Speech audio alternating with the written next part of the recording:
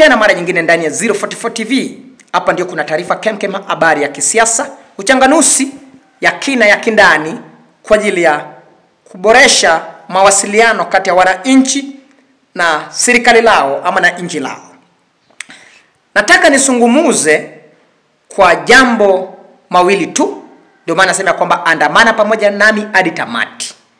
Jambo la kwanza ni jambo la ufisadi ndani ya serikali ya Kenya Kwanza na ndani ya taifa la Kenya, na tume ya kupambana na ufisadi EACC. Twende pamoja. Nataka niulize, tume ya kupambana na ufisadi EACC, tuliona jinsi gavana wa jimbo ya Trans Nzoia haliandamwa masaa mengi akifunga katika kwenye jumba kuu ya EACC ama jumba kuu ya kupambana na ufisadi, makao yake makuu. Na hii inaleta maswali mengi kama Wakenya. Kwa nini washika wanasiasa? Baada ya kuwashika wanasiasa, hatuleti ushahidi ya kutosha ili wanasiasa wafungwe. Mimi nataka niseme ya kwamba zaidi ya bilioni 100 imeliwa kule maeneo ya Pwani, maeneo ya Mombasa Port. Na sijaona EACC akikimbilia kule maeneo ya Mombasa Port kwa ajili ya zaidi ya bilioni 100 ambayo inasemekana kutoa ama hii tenda kutolewa ni wanaume walikuwa nakaa kwa ofisi na kujilimbikisia pesa, kisa hela hizi inaingia kwa mfuko ya wanaume kwa sababu tamaa ya utajiri. Mimi ningependa kuambia Mkenya kwamba tume ya kupambana na ufisadi ni tume ya kutumika na wanasiasa walioko katika kwenye uongozi kugandamiza ama kunyamazisha wale ambao wanasungumuza kwa niaba la wananchi, ili wasisungumuze serikali inapofanya makosa, ili wasisungumuze, wanyamaze, ili serikali wafanye tu yale maovu ambayo wanafanya. Ndugu yangu, upige hesabu ya bilioni 100 inaweza jenga barabara kilomita ngapi? Nataka nikupe mfano tu ya kwamba expressway thamani yake ilikuwa ni thamani bilioni 35, kisha wengine wakajilimbikizia bilioni 20 wakaongeza ikafika bilioni 56. Hiyo ni expressway. Iwapo bilioni 100 kule jijini Mombasa mabarabara ni mbovu, lakini yapata ya kwamba wanaume wanakaa kwa ofisi kujilimbikizia pesa ambalo inafaa kujenga mabarabara kule jijini Mombasa kwa ajili zile malori zimeharibu barabara kule maeneo ya Mombasa. Alafu unapata kwamba wajumbe wanakaa chini, badala watetee hii pesa irudishwe ama waliohusika na kuiba pesa wakamatwe, warejeshe hela ya wananchi ambao walikuwa nafaa kujenga barabara kule Mombasa Port. Hela zetu zimelewa. Mimi kama mjukuu ninauliza, EACC wanangoja nini? Ama kwa sababu haya sasa imetendeka, inasemekana kwa lugha nyingine kwamba nyoka imeingia katika kwenye chupa ambalo ni ya nyumba. Sasa EACC wawezi kuandama kwa sababu wanaona kwamba waliohusika na kuvuja mali haya ni wale ambao walichangia wao kupata kazi. Nataka niambie Mkenya kwamba EACC haiwezi kutusaidia. Waliopewa kazi katika kwenye EACC wana serve interest ya serikali. Wanaamini ya kwamba kama sio serikali tendaji hawangepokea hizo nafasi ya kazi. Ndio maana chairman Martin Oginde hawezi kutusaidia kwa sababu anafanya maslahi na matakwa ya serikali ya Kenya Kwanza. Ndugu yangu, ni uchungu wakati tunaona kwamba tunadhalilisha governor Trans Nzoia kwa madai ya upumbavu, kwa madai ya ujinga ya kwamba governor Trans Nzoia alihusika na kuchukua ongo ya zaidi ya milioni 2. Kisha wakili wake wakauliza ni nani ambaye analalamika ama mlalamishi ni nani ambaye alikuwa anadai kwamba alitoa ongo ama alipokeza gavana Ongo ya milioni 2. Hakuna mlalamishi na kuna shahidi. Inamaanisha ni EACC wanafanya kitu ambacho inaitwa political blackmail. Wanajaribu kublackmail wananchi wa believe kwamba governor wa Trans Nzoia ni muizi, lakini governor sio muizi. Kama governor Trans Nzoia ni muizi, kwa nini EACC wajaenda kule Mombasa Port awaulize Captain William Ruto ya kwamba hii hela ni nani amehusika kupora? Hawawezi.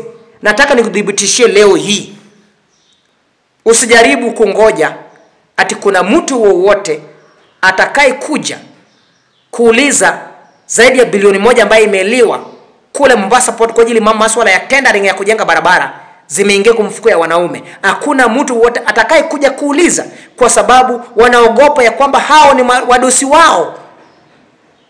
Ndugu yangu Mkenya, kama tunakuwa selective kwa ajili ya kupambana ufisadi kwa sababu tunataka kunyamasisha mjukuu, kwa sababu mjukuu anatuharibia mboka, anafanya biashara ambayo tunafanya kudanganya wa Kenya na kuibia Mkenya, hatutafaulu kuibia Mkenya, mjukuu anawekelea kesi.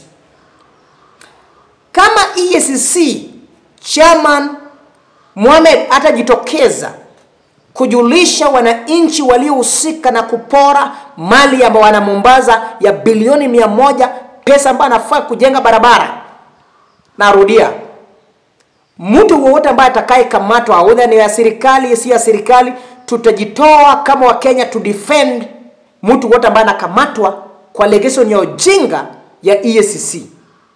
Kama EACC awate tuambie ni nani ambaye amehusika na kupora zaidi ya bilioni 100 kule Mombasa Port kwa ajili ya mambo ya kuibia Mkenya mliposhuru.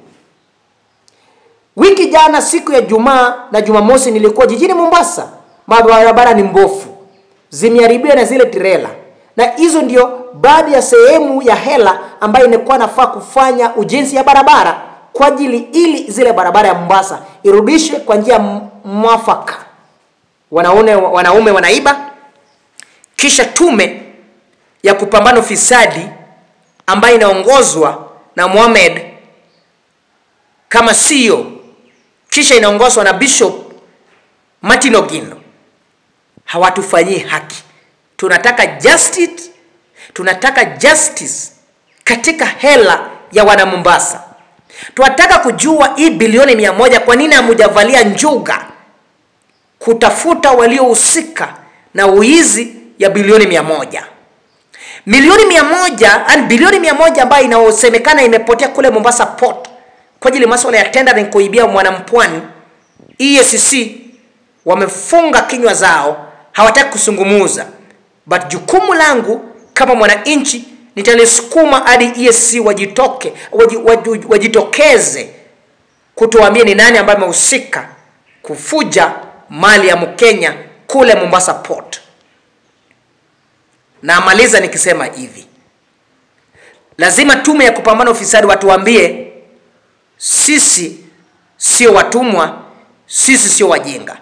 Wakitaka kufanya siasa na mambo ya ufisadi, watangatuka kwenye ofisi, watuachie ofisi zetu na hela zetu na mshahara zetu, watupee watu ambao wanaweza kujumika ama kubeba msalaba ya kupambana ufisadi.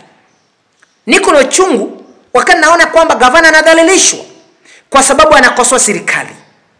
Na wakati wa hizi ambao wanabudu serikali wanaiba bilioni 100, EACC wamefunga mdomo, hawawezi kuenda kuzungumuza masuala ya hizi hela ambazo zimepotea. Kisha wanataka kuzungumuzia milioni 2 ambao wanaweka ya kwamba kuna mtu alipokeza gavana Ongo, na wataki kusema ya kwamba ni nani huyu na mlalamishi ni nani. Jambo la mwisho kabisa ya kwamba tunaona ya kwamba watu wanadanganywa, wanasunguka kwa matanga na kwa maredia akisema gavana anamiliki zaidi ya ekari 600. Tunauliza, iwapo gavana Trans Nzoia anamiliki ekari 600, ziko wapi na kwa nini hawajapeleka title deed zao ijulikane hizi mashamba ziko maeneo fulani? George anatembea anamiliki shamba zaidi ya ekari 600, jinsi wabunge wajinga fulani wanadai. Mimi nataka kusema hivi, it is high time Sisi kama wa Kenya tuanze kubadilisha mienendo na tabia zetu. Kuna watu weko kwa mamlaka kugandamiza viongozi ambao wanapigania wa Kenya. Uliona juzi Natembeya kisema Natembeya ni mkabila. Wanasema kusema Natembeya sio alihusika na mauaji kule wapi? River Yala. Madai ambao hawakuleta wakati uchaguzi ndio wataka kuleta sasa kwa sababu Natembeya anasungumuza tatizo la Mkenya. Tuliona juzi NTV alihusika na jambo la kuchafua jina ya Fred Matiang'i kwa sababu wanaamini Matiang'i na Natembeya wakishikana pamoja wananchi watamsikiza wao zaidi. Ndio maana walifanya NTV wa kuchafua jina ya Matiang'i kwa ajili mambo ya mauaji kule Nakuru. Vile vile wanafanya njama ya kuchafua jina la gavana wa Trans Nzoia George Natembeya ili wapate nafasi ya kudanganya kama wananchi. Nataka niambie jamii ya Wakenya, include jamii ya Luhya, include jamii ya Gusii, include jamii ya Mlima Kenya, tusidanganywe na Mheshimiwa Rais William Ruto na serikali lake. Juhudi zao na tamaa zao ni kublackmail wananchi ili wapate kutajirika. Sisi kama wa Kenya tumesa identify ya kwamba the best man katika uchaguzi inayokuja mwaka 2007 ni Mheshimiwa Governor wa Trans Nzoia George Natembeya. Na rafiki yake aliyekuwa waziri wa usalama wa kindani Mheshimiwa Fred Okengo Matiang'i, wakikaa pamoja wasungumuza tatizo la Mkenya watawasikiza Mheshimiwa Natembeya na Mheshimiwa George Fred Matiang'i. Wakishikana pamoja Natembeya George na Fred Matiang'i daktari wataleta ukombozi ndani ya taifa la Kenya. It is our time, we as young people and young ladies.